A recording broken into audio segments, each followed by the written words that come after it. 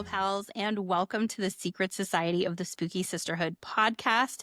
My name is Melanie, and I'm the HGIC, the head ghoul in charge. If you've stumbled into our headquarters here, our Not So Secret Society is a community built through social media to connect like-minded individuals who are paranormal enthusiasts. And our goal is to lift up those in this space, especially but not exclusively women, who traditionally haven't had that opportunity. We hold events both live and virtually. We offer a bi-weekly blog. We run a Patreon with additional spooky perks, and lots more to come like this podcast. Each week, we'll be joined by a member of our sisterhood, our special guests, or both, as we discuss one of many fascinating topics in the paranormal, or what I like to call the spooky adjacent space. Our hope is that our podcast will have a little something for everyone. So without further ado, let's call this meeting to order. Seeing as how this is our first episode, we don't really have any business to share with you other than to say welcome to all of you who are listening. We're so excited to finally be doing this, and we're so happy you're here. This week, we're joined by someone who I could not be more stoked to talk to. This person is someone who I really enjoy their content, their writing, their knowledge, and their conversation. We have with us the brilliant Alex Matsuo. Alex is a paranormal researcher, social media influencer, and author. She's the founder of the Association of Paranormal Study and runs The Spooky Stuff. If it's weird, spooky, unusual, scary, macabre, or haunted, she wants to write and talk about it. Currently, she has over 140,000 followers on TikTok, and y'all, that is barely scratching the surface. Alex has participated in some of our spooky shenanigans in the past, and I am dying to welcome her, so let's bring her in, shall we? So, Alex, I told everyone a little bit about you, but is there anything else that you would like us to know about you?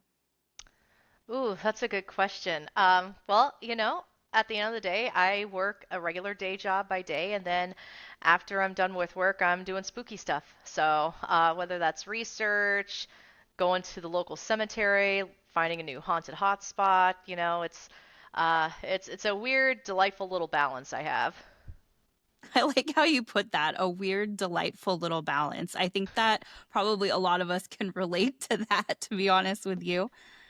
So can you set the scene for us a little bit and tell us, where'd you grow up, and was there any sort of paranormal in your life when you were a kid, in your household, in your community? Oh yeah, so that's a great question. I always love talking about my origin story. So I grew up in San Diego, California. So I was a California baby. Grew up next to the beach, and really, it was starting around age like I want to say 7 or 8. That was when I had like my first notable experience. Not in California, but in Appalachia, Kentucky. My grandmother is from Appalachia, and every summer we would go visit her family. And I know anyone who's familiar with Appalachia or grew up in Appalachia are like, yep. Yep. So my first paranormal experience being there, it makes sense. That'll do And it. right, right. And I actually grew up with a lot of Appalachian folklore. I just didn't know that it was Appalachian folklore. At least I didn't really understand until I hit my 20s, and there was more awareness about I had some awareness of folklore, but it was through like the theater lens, and then learning Mm. like, oh wait, these are actually things like people believe in. And then growing up, looking back at my childhood, especially just growing up with my grandmother, it was like, oh wow, she instilled a lot of these Appalachian customs and folklore into me, and I didn't even realize it. Yeah. So it's like if you hear whistling in the woods, no, you didn't. No, you didn't. You close all your curtains, everything at night. You don't open them up, and yeah, just a lot of the folklore. It's like, or if you think you hear your mom calling you in the forest, no, you didn't. It's very much like, and I honestly thought it was because of like the moonshine business, but apparently, there's Mm. some thicker lore behind that. Maybe So both. yeah, maybe both, because that's how my grandmother's family got through the Great Depression was uh, making bathtub whiskey and gin and all that stuff for Wow. um, adjacent to the Hatfields and McCoys, but not quite Hatfields and McCoys. Um, but Amazing. But yeah, so after that, it seemed like that first experience really just kind of opened things up, and I started having, I want to say, like, low threshold experiences. Like another one was seeing a ballet dancer stretching on the banister in the theater I was in. Oh, Um, wow. we were doing a show, so the company that I was doing the show with had the theater booked. So for a ballerina to be stretching on the banister when she wasn't part of the company, that's something that doesn't happen. Yeah. And plus she disappeared right in front of me. So Oh yeah, my gosh. you know. Um, yeah, so I kept having like little moments like those, where I would see something and I'm like, did I actually see that? I'm not sure, where you kind of question yourself. Yeah. But the big experience that happened was I was in a really, really bad car accident, and I actually ended up falling 25 feet off of a freeway ramp. Oh my gosh. So I had to go to the hospital, A little bit. just a little bit, just check up, make sure I'm okay. Yeah. Um, but my accident had happened on New Year's Eve in San Diego, and it was raining. So, San Diegans, Southern Californians, I love y'all. I grew up with y'all, but you can't drive in the rain. So, so there was a lot of accidents that night. And plus, you add the Mm. layer of New Year's Eve and Oh all these other yeah. things. So the hospitals were packed. They actually couldn't even take me to the nearest hospital because the hospitals were so full. Oh my gosh. So where I ended up, again, because the hospitals were packed, we ended up sharing trauma rooms. And I was sharing a trauma room with this gentleman who sadly did not make it. Now, while I was having this whole experience in the trauma room with him next to me, I also had what I believe to be an out of body experience. Not necessarily a near death experience. I didn't see the light, but Mm. I could see all my surroundings. And I also saw him also out of his body too. Like it's like we were both watching each other on the edge of the bed of our beds, Oh my respective beds. gosh. I have Yeah. chills.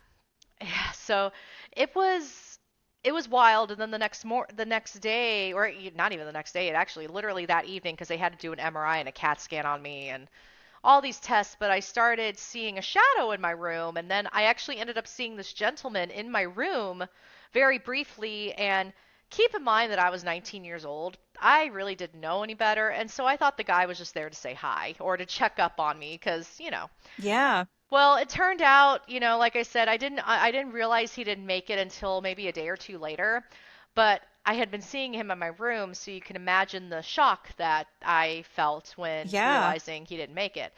He ended up, long story short, he ended up attaching himself to me for about 8 months. Now, could it have been me processing survivor's guilt or Mm. processing my trauma from the accident?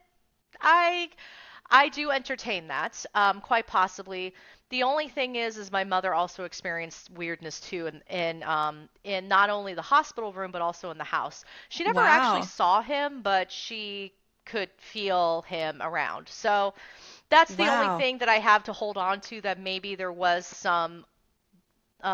something that happened, Yeah. or my mind was just that powerful and I was doing the whole Carrie thing at the end of, in the Stephen King book and movie, but I don't think my mind was that keen. Um, Not yet, at least. There's not still yet. time. There was still time. Yeah, so that was the big experience that really opened me up to um, wanting to help people with these situations. My Mm. accident happened in 2005, going into 2006. The paranormal community was very different, if not completely non existent back then, or at least Yeah. not existent on the level of visibility we have it now. Because, like Facebook, I mean, I could throw a rock outside and I'll probably hit a ghost hunter. Yeah. So they're everywhere now. Hmm. Had this happened now, I could have just put out a Facebook post and I would have probably gotten so much help and so many resources. Back Yeah. in 2006, the TV show Ghost Hunters was maybe a year or two old. There was really nothing. And we ended up getting help from the Greek Orthodox Church. And even then, it was like help, but not quite help. Um, Interesting. it was basically, they did the woman who came over from the church, she did this whole like evil eye ritual to confirm whether or not there was a spirit present. And then once there was a spirit present, she basically just handed me an industrial sized spray bottle of holy water, which is really something you want to get from a religious authority. Especially that it's a spray bottle. It's not like It's a you're spray sprinkling it. bottle. It just It's not. needs to be showered everywhere. It was literally like, it was like probably to like to my chest up to like my forehead. That's how big this thing Oh was. my It gosh. was like, it was huge. And so to get that from a religious authority, it was like, okay, this is really comforting. Right. Not. So, he did end up moving on eventually. But yeah, no, that was an experience that really struck me. And yeah, it had turned into just me wanting to be a resource to my community and in a non-judgmental context. Hmm. And then I just started diving deeper into like parapsychology. I started taking classes from like the Rhine, when I could, watching videos, like research videos. I mean, I always had an interest in the paranormal growing up Hmm. too. Some of my earliest books that I read were actually like Ed and Lorraine Warren books, and Oh, because that was really? what was available. Yeah, The Demonologist by Gerard Butler, Brittle, not Gerard Butler. Oh my God, Gerard Butler. you could see who I have on my brain. I was Um, gonna say I would love to Gerald, read that book. I think his name was Gerald Brittle who wrote that. Anyway, let's just take a moment to appreciate Gerard Butler. All right. Um, just take a moment. I don't know why. That's really funny. But yeah, so that was really all I had access to because it was like school library or public library. My mom didn't like spooky stuff in the house. I can Hmm. see why now she didn't. I mean, after Yeah. that whole experience, I mean, it's valid. She's like, I just don't want it in the house. But yeah, so and really that was like the start of it. I started my team officially in 2011 while I was in San Diego. So we've Okay. been going for about 14 years now, which is wild to think about. Yeah. It's wild to It's think that was 14 years ago. yeah, that's a whole other a little, if we want to have an existential crisis, this is the time to have it. Right.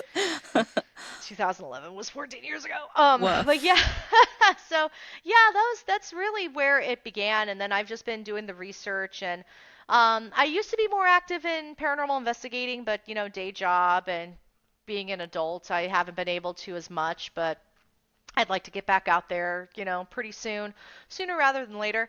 Yeah. But yeah, just writing books and doing all that stuff.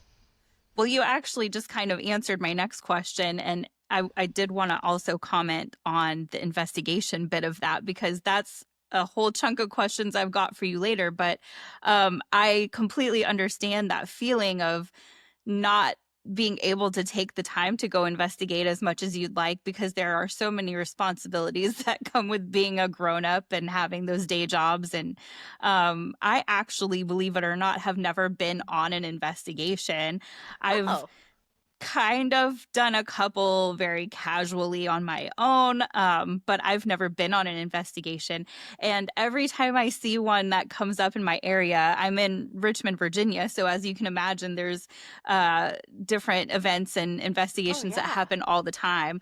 But it's always at a time that I can't go, or it ends up being something that's pricey. And sometimes I think that that can be a real obstacle for people to be able to participate as well. But um, I was wondering before we move on, do you feel like it's different in San Diego than it is out here on the East Coast in terms of the accessibility or the interest that people have in the paranormal?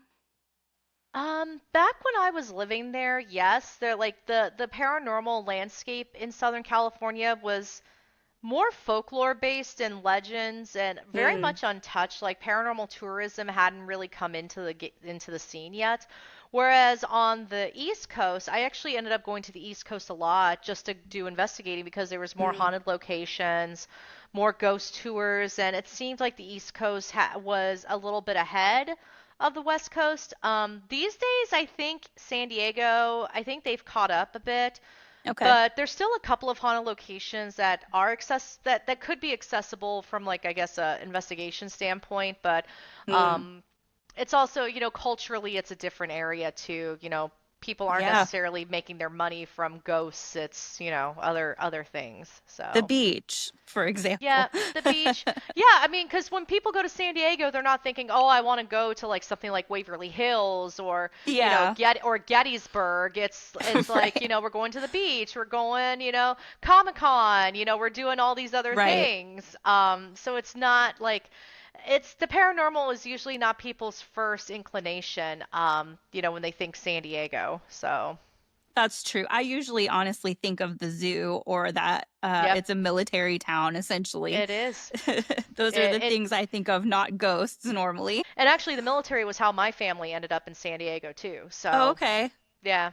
It's interesting to me, too, how tied together the paranormal and military can be, because obviously there's a lot of trauma, there's a lot of tragedy, there's a lot of big emotional moments that happen, not necessarily even all bad, but there's a lot going on, and I think Yeah. that triggers a lot of paranormal activity in some ways. And I don't know that I've heard a lot of stories that come from like active military bases, but I can't imagine that they don't happen. Like they've got to be. Yeah, so it's interesting you bring that up. So I started my team in 2011 in San Diego. Majority of my team was military. It Oh, was okay. just me and one wife of one of the team members, military wife. She was a Marine wife. We were the only civilians on the team. So my team actually was made up of mostly Marines and one sailor. And Interesting. yeah, very interesting. And actually a lot of our cases were, believe it or not, at Camp Pendleton. Really? Okay. So Mhm. we're going to have a whole other conversation about Mhm. this one, I think, because I have so many questions. My my parents weren't military, but my grandparents were. And so I definitely have some experience and knowledge around bases, but definitely not on that level. And it sounds like you really got a front row seat. So I cannot wait, honestly, to have a little more conversation about that later. But I am curious how it sounds like you kind of jumped into the paranormal world because you were thrust into it, having these experiences. What made you kind of take the route of doing the more educational research and stuff as compared to just going out and yelling at ghosts in abandoned houses and stuff? Yeah, so I I thought about like how I wanted to go about the space. And honestly, I think a lot of that is me coming from the generation of ghost hunters when they were debunked first and Yes. less entertainment. Um but also getting exposed to like the Rhine and actually mostly Lloyd Auerbach, seeing how because his whole moniker is like Professor Paranormal. Like he has an Hmm. MS in parapsychology when one the university he was going to actually offered that, and just seeing like oh smart people are into this. Ghost Adventures had not come out yet, so this was like pre Ghost Adventures.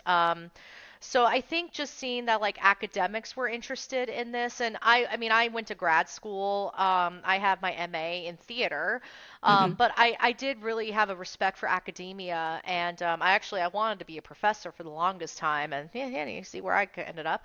Um, but yeah, so I had a reverence for academia, and in grad school, I was doing a lot of research from an anthropological aspect. I didn't, Mm. I wish I had kept my second major in anthropology because anthropology and theater just kind of meshed. But Yeah. part of my thesis was actually exploring the expression of paranormal beliefs through theater. Um, How cool. so how did we express our belief in the paranormal and ghost stories and whatnot? And theater is pretty much the original vehicle for that. Well, oral tradition, but Yeah. theater is one of the original ways that we told ghost stories and expressed ghost stories and expressed our own beliefs in the paranormal. So, so I really wanted to stay on that track. Ghost Hunters kind of got my foot in the door of like, oh, people can look at this with a scientific eye, but I was looking at it more from a sociological eye. I've Hmm. tried to do the science side. I just talk to the scientists instead because they're way smarter than me. I just say, hey, can you listen to this? Or hey, can you look at this? Let me know what you think. Um, but yeah, so And then I started taking some classes from people, very smart people, university educated, who were offering those classes as well. And Hmm. I'm like, okay, so there is a route to do this in a way where and plus being in theater and working in the entertainment industry, and I lived in LA very briefly, I had a hard time accepting paranormal entertainment as well because I'm like, I Yeah. know how reality shows work, and it really, and I still struggle with paranormal entertainment in that aspect just because, especially now since being on several shows, it's Right. like I kind of know how this works, and Yeah. it's hard Once to you see trust how the it. sausage is made, it's hard to go back. Well, yeah, and then I struggle with like the reverence some people have for some celebrities. Now, don't get me wrong, there's some really nice TV personalities. They're very kind, very gracious, but then there's others who I feel are clutching to their fame as much as possible, but they do it at Hmm. the expense of others, and I'm not a huge fan of that, but I also Yeah, understand they have to pay bills. But yeah, anyway. absolutely. Yeah. We all got to pay our bills some way. And my dog's feet are not selling well on OnlyFans, so I don't know what Oh I'm going to do, no. but so the way that actually I was introduced to your like world on social media was through some videos that you made about paranormal history. And the reason that I was hoping that you'd join us today is because you were talking about a topic that is obviously near and dear to our hearts with the Spooky Sisterhood, kind of the reason that this whole thing exists at all, which is women in the paranormal. So I know that's something that you know a lot about, you speak about often. I know we could do an entire podcast series on this topic, but for today, I was wondering if you could give us a little 101 lesson, like who are some of the folks we should be familiar with? Where should we start with all of this? Because women have been around in the paranormal for a lot longer than we think. You were mentioning, watching a lot of these shows, it's easy to see there's a lot of men that are front and center. And it's, I think, sometimes hard to remember that there's also a lot of women involved in this space. So, do you have a place where you would start if you went back to the beginning? Yeah, so this is something that is often, I love talking about women with the paranormal, but it's also become controversial because some people get very upset when you talk about who even possibly the first ghost hunter was. Hmm. And as a starting point, I always recommend people check out Catherine Crowe. She is a 19th century author. She was a playwright as well. She was born in the late 1700s, but she Hmm. passed in the 1800s. Her, I'm trying to learn more about her. There was a gentleman who started a biography about her, but then abandoned the project like decades ago. So I'm Oh, trying to pick no. up the mantle and work on that. Yeah, but she was somebody. She was married. She escaped an abusive marriage, fled to Edinburgh with her son, and then started writing books and plays to make ends meet. But she also had an interest in phrenology, which is like early psychology. It's bunk Hmm. now, but it's basically you studying the crevices and the bumps of the Oh, skull to determine mental illness, interesting. which is back then is revolutionary. But she was also an avid researcher, and she also was a translator. She translated a text by Justinus Kerner called The Seeress of Prevost, which was a case study of this woman named Frederica Hoff, who Hmm. was a kind of like a medium, really. I mean, her story reminds me a lot of Annalise Michael's story. Mm. She was having premonitions and speaking in prophecies, but also very, very sick. So Catherine Crowe translated that text, and then she started diving into the world of the paranormal. So she actually wrote a revolutionary book called The Hmm. Night Side of Nature, which if we look at it today, she describes a lot of the phenomena like ESP, Mm. psychokinesis, poltergeist, doppelganger, crisis apparitions. She was actually the one who coined the words poltergeist and doppelganger into English usage. She didn't invent the words, but she adapted them for English usage. Wow. And she had collected all of that research just by through her own work, interviewing people and whatnot. And then and this book actually ended up being a huge success. It went through 16 print runs, Wow. which is amazing. Right. Um, Especially for her time. yes, and she did not take on a pen name, a male sounding pen name. She was Catherine Crowe or Mrs. Crowe, although she had already divorced her husband back then. I think they divorced. She definitely ran from him. She was definitely single from him.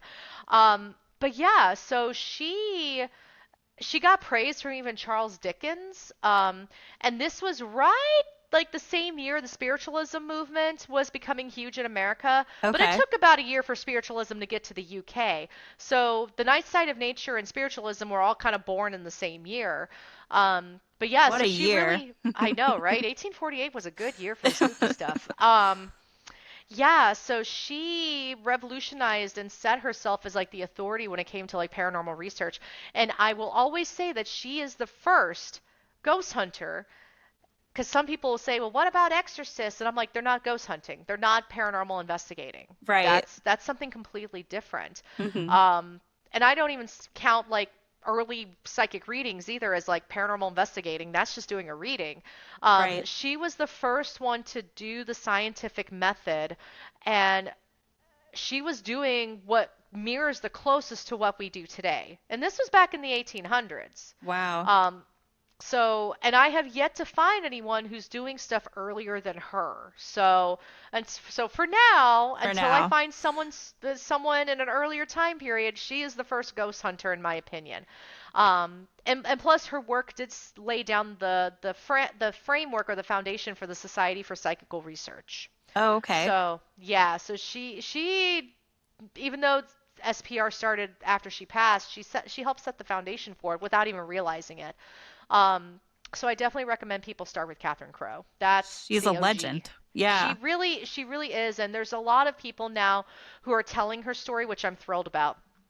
When I wrote Women of the Paranormal, part of the call to action at the end of the book was, please take this information, blog about it, make a podcast about it, Yeah. speak about them. Like please, I don't own their histories. Nobody owns their histories, but if we don't tell these stories, or if someone wants to take ownership of Yes. their stories and keep it to themselves, or just make or gatekeep it so that they're the only ones that could speak it, these stories are going to fade into obscurity. So Absolutely. I tell people, please talk about them. Do the work. If people stop telling the stories, then you're just kind of gone. And Yep. these women, and I'm going to ask hopefully for some other women that you would suggest that we look at some more, but we don't want to lose those stories because we don't want all of their hard work to be for naught. Mm-hmm. So, is there someone that you would say kind of picked up where she left off? Or is there, other women throughout the years that you feel are really significant in the way that the paranormal industry has kind of progressed? Oh, absolutely. I would say definitely Eleanor Sidgwick. She was one of the co-founders of SPR. She founded SPR, co-founded it with her husband and basically his Cambridge buddies. I think it's Cambridge. Someone correct me if I'm incorrect on that. I'm Pretty sure they sure it's will. Cambridge. I'm pretty sure it's Cambridge. But I don't have my notes in front of me. This is why I'm guessing. But yeah, so Eleanor Sidgwick. I would also say Louisa Rhine. She was married to J.B. Rhine, who started the Rhine Research Laboratory at Duke, and then it became the Rhine Research Center when they broke off. Mm, Thelma Moss. She ran the parapsychology lab at UCLA. She actually oversaw the work of Carrie Gaynor and Barry Taff, who oversaw the entity case yeah. with Doris Bither. Um, there's so many. I mean, Sybil Leek. Sybil Leek is kind of a Mm, legend in my eyes. yeah.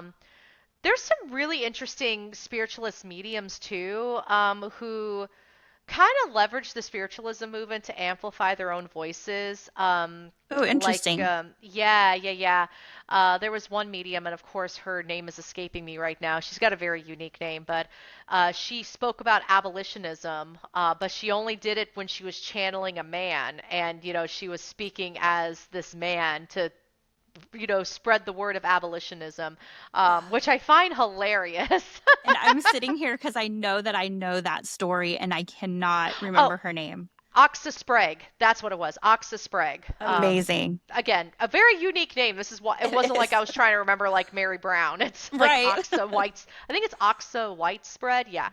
Sprague. Yeah.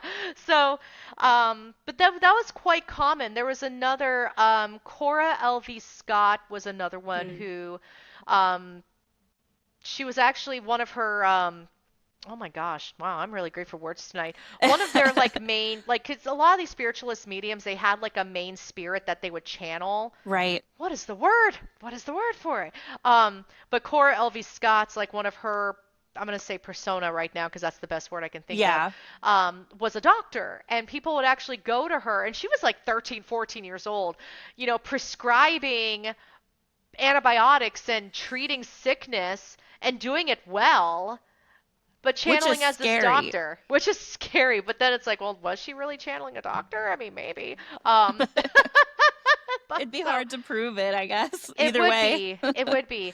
But yeah, so let's see. I mentioned Thelma Moss. There's a lot of really good ones. Shafika Karagula, she was actually George Norrie's aunt, believe it or not, Okay. and she really helped inspire George Norrie in what he does now, which I think is really cool. His aunt Shafika, that's how he referred to her.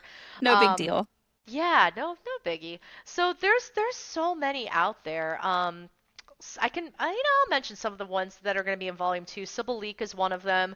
Rosalie Norton, my mentor Robert Pyatt Bellamy, she was a cryptozoologist, also Mm. paranormal investigator, but she was mostly a cryptozoologist. Um, yeah, so there's a lot. Even Marie Laveau, Yeah. you know, sh how whoever Marie Laveau was, whether she was a persona or a name or an actual person, I do dive into all of that in volume two. She was very influential in her time. Absolutely. I also found a lot of really interesting gems for Volume 2, like a couple of women who actually started a spiritualism society for Jewish women. Oh, Um, wow. yeah, yeah, yeah. So we got some Jewish mysticism coming in Volume 2. Can't Um, wait. a lot of witches and astrologers this time around too. And I did include a couple of mediums who were very known to be fraudulent, but their stories are so curious, and I think they did make an impact in a way of like, Yeah. hey, SPR, you need to come check this out and get better at, debunking. Yeah. So there's a lot of really good ones in volume 2 that I'm really excited about, but there's so many out there. I mean, I Oh, started the yeah. project with just 12 women, and then volume 1 became 38. Volume 2 is probably going to be like 42 because I am going to try to even out the numbers a little bit, but there's going to be Okay. at least 40 in volume 2. So there's a lot, Wow. and it's not like, oh, Jane Smith was a ghost hunter who liked to go to haunted places. It's not even like anything like that. It's like, oh no, this person set the groundwork for this Yeah. realm of study, you know? They're all So, trailblazers in some way yes, or significant in some way. yes, yes. Wow, that was going to be my next question was, do you feel like there's any in particular that were, significant in some way? But I mean, obviously, and I have your book right here. Yay! And obviously there's, like you said 38. I Yeah, there's didn't count, 38. but yeah. And they're all really remarkable people and they have such remarkable stories. And I know the fact that you have another 40 women, you didn't even need to say that you're not just throwing people in there to throw them in there. All of these women have such great stories, and I know that they must have something remarkable for you to want Mm-hmm. to include them in this second volume as well. Is there anyone in this new volume that you're like particularly excited to tell us about? Yes, I am going to. pull them up. I have Because I there's have quite a so few. many. Yeah. There's so many. I think the one I'm really, really, really excited about it might be Toni Wolff. Mm, She was actually Carl Jung's contemporary. I think Carl Jung may have mentored her for a little bit. They did have a little bit of a relationship, um, it happens. which is fine. But when I was looking up her research and her notes, a lot of like the work that she did heavily influenced Jung, and if not Jung, completely pulling from Toni Wolff and putting Wow. it into his work. And I'm Interesting. like, this is so did Young lie? I'm kind of sitting here like, excuse me, um, which happened quite a few times Yes. as I was reading all about all these women. Um, another one, I feel like I that happened a lot just in history in general. There were so many women who were doing all of this really remarkable work, and then someone in their life would steal that information and they'd steal their ideas and they'd run yep, with it, and then they become a legend for it. And, I'm so glad that you're telling these stories of these women and really letting people know who was there and who put in the work. yep, exactly. And the other one I'm really really excited about is Victoria Woodhull. She Mm, was the first woman to run for president, yeah. like officially the first woman to run for president. Um, Fascinating story. Yeah, oh yeah. Well, and hers, because I also include her sister Tenny in there too, because Tenny was also doing the spiritualism medium thing, but she and Tenny were also the first female stockbrokers Yeah. too. I mean, they had some help from Vanderbilt, but still, I mean, they were wearing power suits, they were breaking the glass ceiling in all Yeah. sorts of ways, and and Victoria still used her voice, in the spiritualism aspect too, but used it for like helping women gain the right to vote. I mean, she was running for president before women had the right to vote. Yeah. So it's just, Incredible. it's incredible. And also her story is just, oh gosh, I read her story and sometimes I just cackle because it's just so good. It's so good. I mean, I feel like I would have wanted to be besties with Victoria Woodhull. Absolutely. She also advocated the free love movement. Yep. And I don't know if you've seen the political cartoon of her where she kind Yes. of looks like Maleficent, and I'm like, Yeah. I need that on a mug. I need that Right. on a shirt. I need that on a Tattoo. coaster, tattooed. Like it's just so like it's so good because it's like free love was such a threat at that time, and She I'm was just an absolute nightmare for a lot of people, oh my probably. gosh. Oh, she probably was, So, but she's another one I'm really excited to tell her story to, and yeah, there's some really good ones in this next volume. And it's interesting because why didn't I put them in volume one? Well, a lot of it was because I needed to either research more, like I wanted to make sure like I could tell their stories properly, Mm. or I ran into them after volume one came out, and I'm like, well, I gotta tell their story too. Yeah. So, Do you feel like you're still finding people all the time? hmm I love that. yeah. So I have one big outline, like one huge outline, and it's broken up right now by like volume one and volume two and volume three and volume four. That's why Oh, I wow. said before we started, like I know I have at least two more volumes. It's Um, there. it's there, like it's absolutely there, and sometimes what happens is I write their chapter and then I'm like, well, I don't know if it's gonna fit within like the theme or the flow. There's not Yeah. really a theme, but it's like if I have too many parapsychologists or I have a lot of psychics, like this round I had a lot of psychic mediums and a lot of fraudulent Mm. psychic mediums, Yeah. and it was going to turn the book into something I didn't want it to turn into, so Right. I took several out. So there will probably be spread out between three and four. Okay. Um, so yeah, so I try to, so there's no theme really, but there is a strategy where I'm trying to keep it all balanced.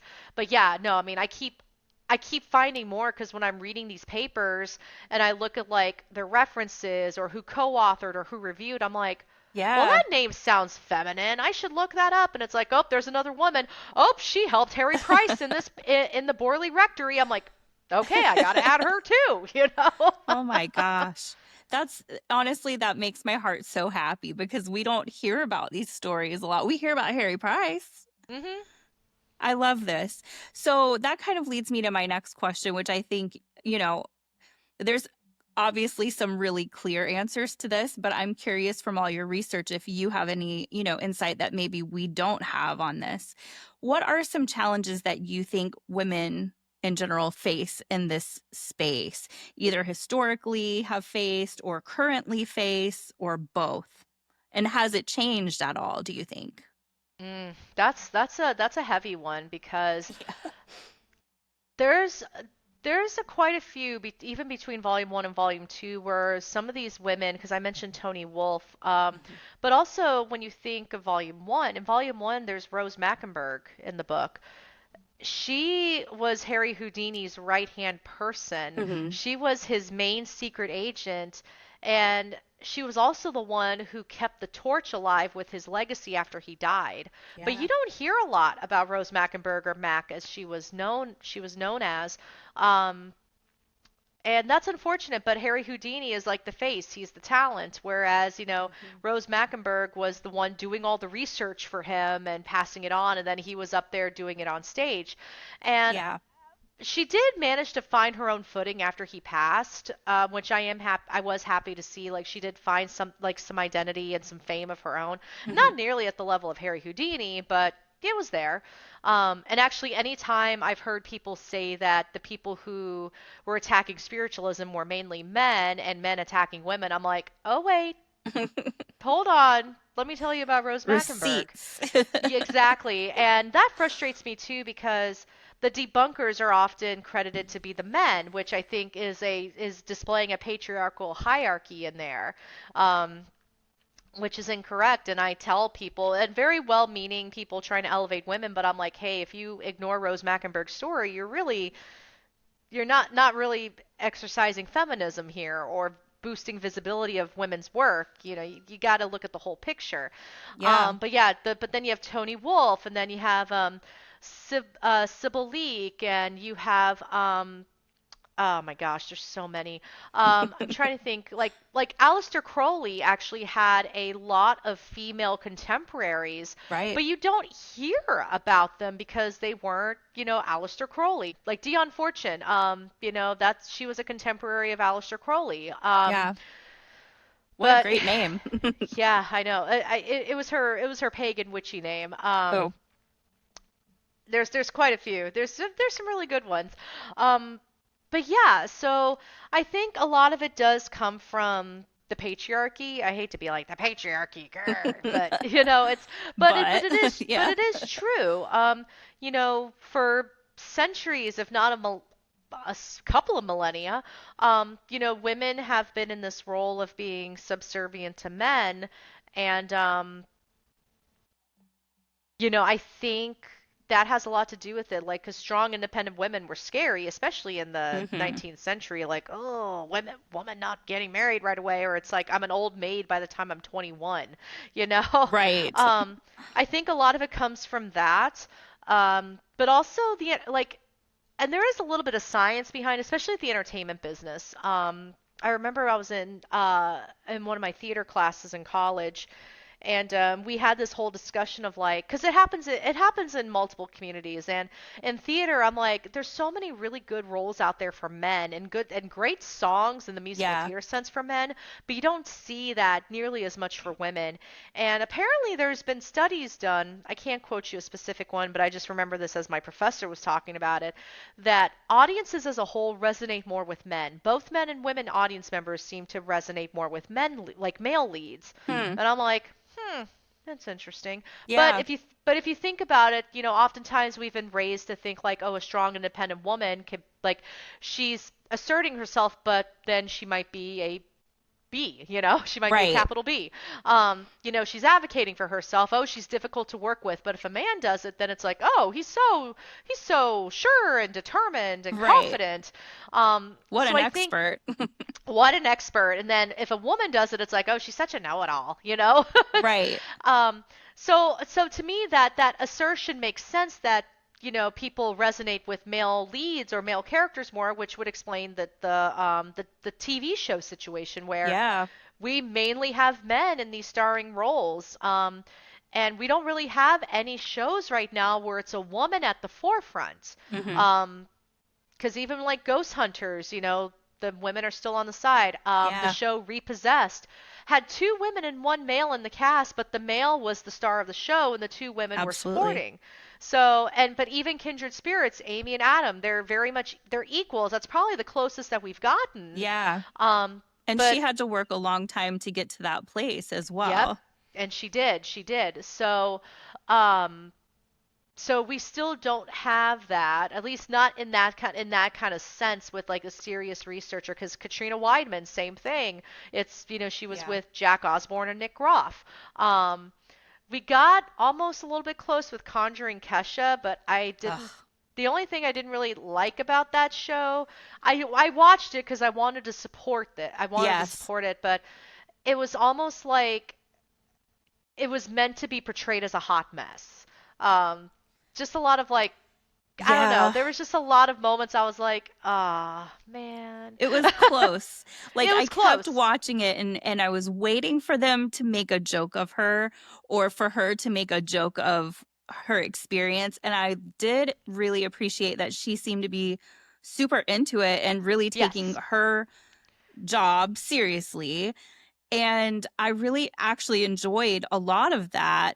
I kind of felt like by bringing in the celebrities to like Hmm. investigate with her, it became more of like a, oh, hey, buddy, let's go look at this haunted house and scare each other and less Yeah, like yeah. actual serious. But I agree with you that I felt like it was so close to being something that could have been so good and it just kind of didn't hit the mark because I think they wanted to really market on the Kesha is a weirdo, like Yes. dingbat kind of gal, which she's not a No. dingbat by any means.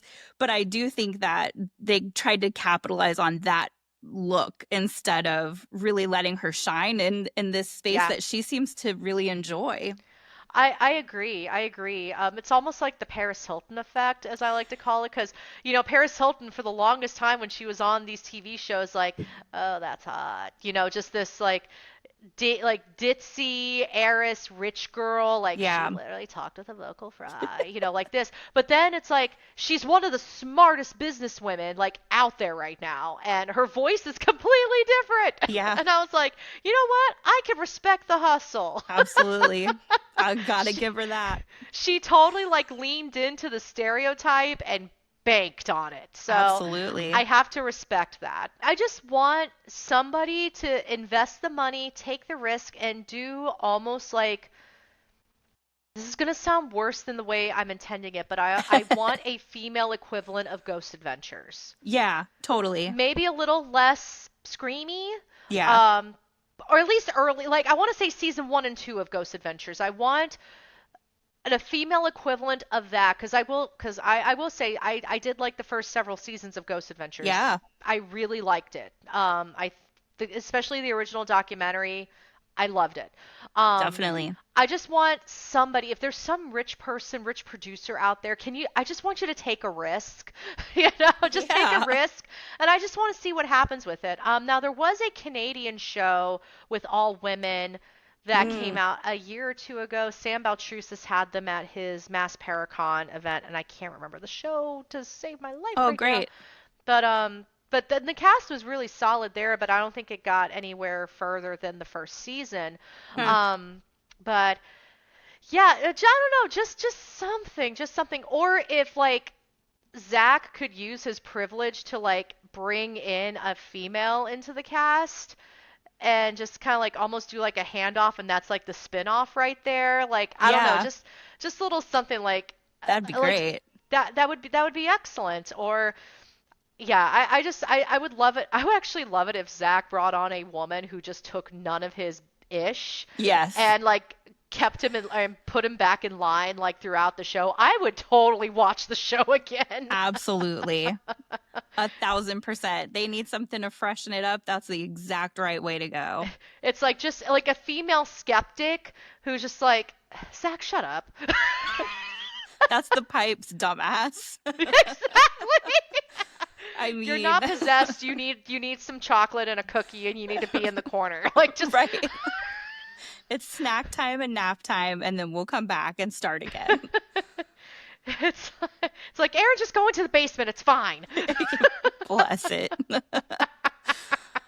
I feel like that poor man just gets banished to I know. corner after corner. I And know. I would absolutely love to sit down and pick his brain and ask him just how much of that is he really being like forced to do, and how much of it is he like, hell yeah, I want to go to the basement, you Yeah. know? Yeah. Like secretly, do you kind of want to do it? Right, right. So you kind of answered my question again, which is, do you see progress happening for women in the industry? And I think, talking about the entertainment side of things, there's progress. It's slow moving, I think, but there's progress there. But what do you think about in other areas of the industry? Do you feel like there's still progress happening for women there, or do you feel like it's kind of stalled the way it is in the entertainment industry? Yeah, that's a great question. So we're kind of in that lull right now with paranormal entertainment, although I do have to give Zach kudos. He's still going Still fairly going. strong. He's still going, but a lot of paranormal shows got canceled recently. Yeah. So, we're in this weird lull now. And I think we're going to have another resurgence in a couple years, and I'm going Yeah. to be really interested in seeing like who's part of that resurgence. Now the other thing is the thing that also was a game changer was streaming. Streaming greatly changed the game. Um, we have Katrina and Heather have their YouTube show that's doing pretty well. And Yeah. then you also have like, Sam and Colby, and then you have Kalani, you have, all these YouTube streamers who are finding success without the support of a network. Project Yeah. Fear is another Project one. Fear. Um, Actually, I think Project Fear could be an interesting um, starting point for more female inclusivity in the paranormal because, Dakota's sister's already part of it. Yeah. Um, so I think there's some potential there. I would like to see more creators, female creators start rising, even if they're not like what I would consider to be a good paranormal researcher. I just want more Mm. visibility for women at this Yes. point. Um, because they will open the door to people who are more serious, who want to be more serious or more studious about the paranormal, not just Yeah. scary thing that moved in the corner. Yeah, so I think we're in an interesting transitional period right now where we could end up with more female diversity now, but I would like to see more visibility with like the female creators. I do wish that some of these larger male creators would be more inclusive in their lineups too. Yeah. Um, because I think that can help open the door. So, Absolutely. yeah. Whether it's at events or on their shows or, Mhm. you know, um, Shane Pittman started a streaming network, Beacons, Yes, and Beacon. Yep. I feel like he's done a great job of that, having that intention of being more diverse and trying to get Mhm. more diverse shows out there. And I wonder, and I'd like to talk to him about this, but I wonder how much that is a product of not getting the opportunities. Like there's no one there to take their shows, and is it that, or is it that you're not out searching for them? And I think it's Mhm. probably a little bit of both because it's difficult. And the paranormal, yes, there's been a lot of advances and people are more open to it, but I think it still is a little bit taboo and people aren't always out there going, hey, I love the paranormal and I have this great show that I could work with you on, or whatever it may be. And I think that that's a really interesting thing that you're talking about in terms of there's a lull right now, but what's happening in a few years and what Yeah. direction are we going next? And, you know, um, you were talking about having, not necessarily the most advanced researchers out there for entertainment purposes, but at least they're opening the door. And I was thinking as you were saying that, I feel like that's kind of what happened with that last wave of paranormal entertainment in the sense of, and my friend Lauren and I have a great joke of this whole thing, but every woman in the paranormal industry at least once you're going to get the question, "Oh, so are you a medium? Are you a Yep. psychic?" Yep. Because that's really the only women that seem to be shown on TV shows. It's like, "Oh, they're coming on board as a medium or psychic." And don't get me wrong, nothing wrong with mediums and psychics, but just because I'm a woman, that doesn't mean that's what I do. Um, but again, if that's helping to get more visibility, get more diversity, fine, so be it, open the door, but then let the rest of us come in too, you know? Yep. Yeah, and a lot of these shows like they have their tropes and they have like it's almost like a cookie cutter like insert here for like a cast and yeah, usually it's a Yeah. medium, a witch, the sidekick, like the tech person's usually male, the Yep. lead investigator's usually a male, historian usually male, but sometimes you can put in a Sometimes. woman in there. But yeah, usually the women's always like the witch or the medium Yep. or both. Or both, exactly. So, I only have a couple more questions for you, but I was wondering, and this one is kind of special for me because I definitely, looking back, I had so much interest in the paranormal, but I would have had no idea how to get my foot into this space in any capacity. I wasn't, just like you were saying, you weren't allowed creepy stuff at home. I wasn't either. My mom was very afraid that everything was going to just ruin me for the rest of my life. We weren't allowed to watch The Goonies or E.T. because they were Oh too goodness. scary. And so I would like sneak Goosebumps books from the library. And so my question back to that was, what advice would you give to young women who are interested in pursuing the paranormal in any capacity? Yeah, so that's an interesting question. Now, as a career, I mean, that's a little tricky because Mhm. you know, money that's there I mean, there's not a lot of money to be made in this industry, and a Yeah. lot of it is because there's not really money in this. Like, I mean, unless like you're a medium, but I don't know a lot of like professional mediums, true, honestly, Right. at least who are only doing this. And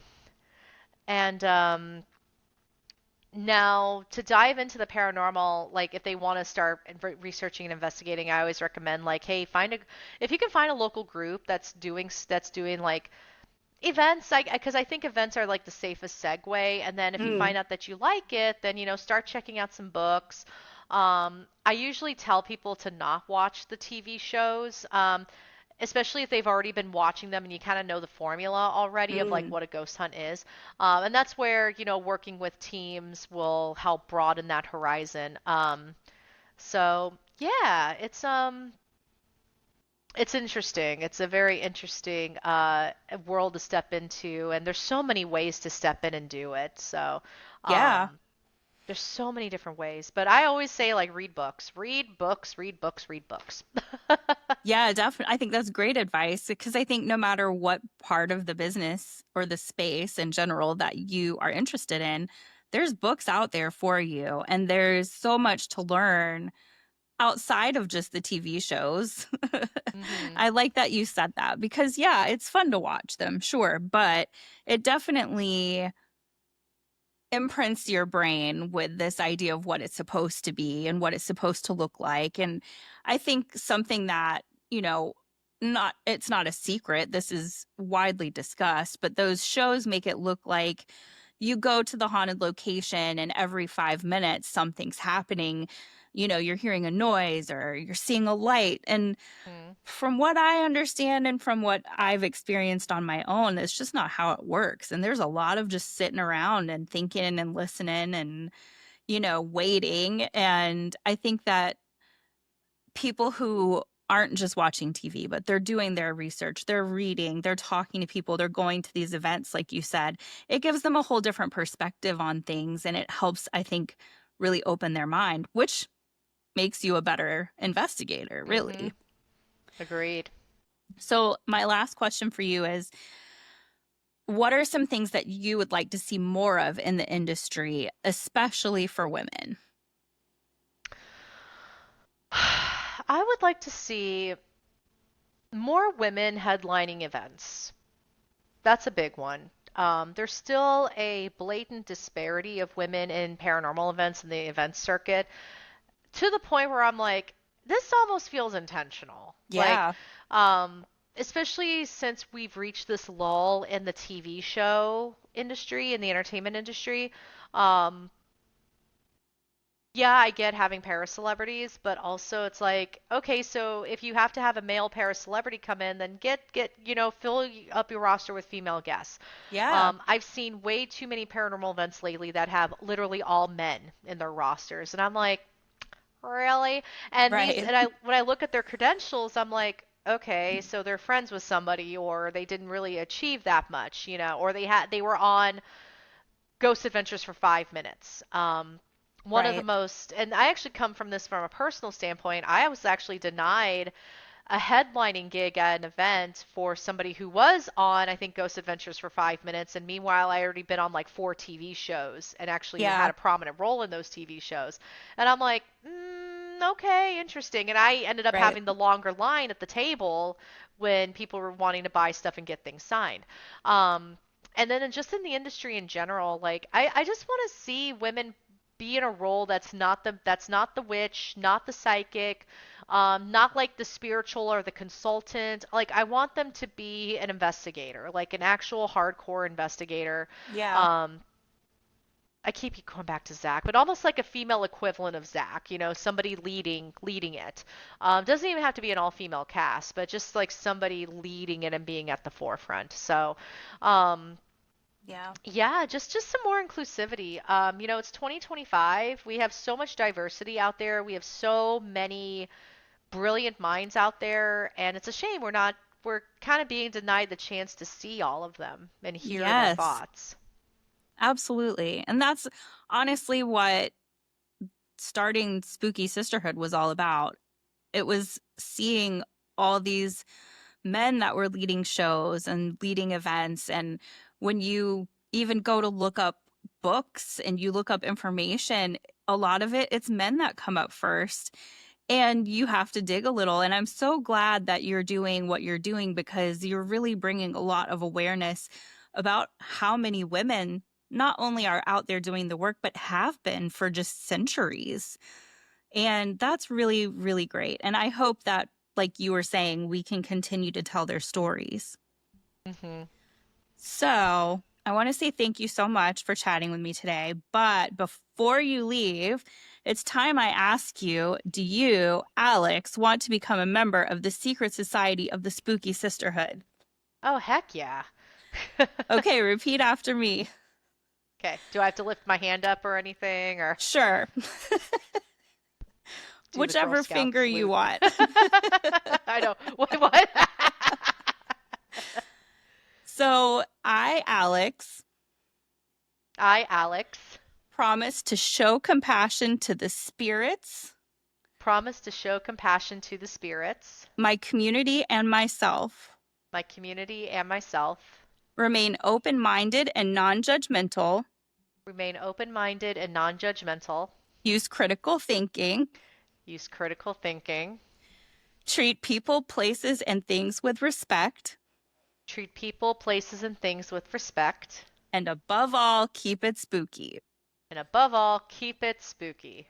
Welcome to the siblinghood, my friend. Yay! Thank you. So, can you tell everybody what you've got coming up next and where they can find you? Yeah, so Women of the Paranormal Volume 2 is going to be coming out either late spring, early summer. Right now, that's the goal. And then I do put on a paranormal conference every year. Well, I say every year. We're getting into year two. So the Paranormal Research Symposium will be coming back for its second year in August, August 23rd in Gettysburg, Pennsylvania. So, perfect place for a paranormal symposium. That one's a really special event near and dear to my heart. We actually have our speakers submit abstracts before they are considered, meaning they have to write a short summary of their presentation, and then they also write papers for a journal that will be compiled after the symposium. So it's very much a research-based event. That's so exciting and much needed. I know that that fills a huge space that this industry really needed, and I'm so excited. Yeah, me too. It's going to be good. And I mean, I've read all the abstracts of for to be considered for this year's, and it's going to be tough to make some decisions. It's going to be really tough. Oh boy. You let me Yeah. know if you need me to be the bad guy. I'll do it. Sweet.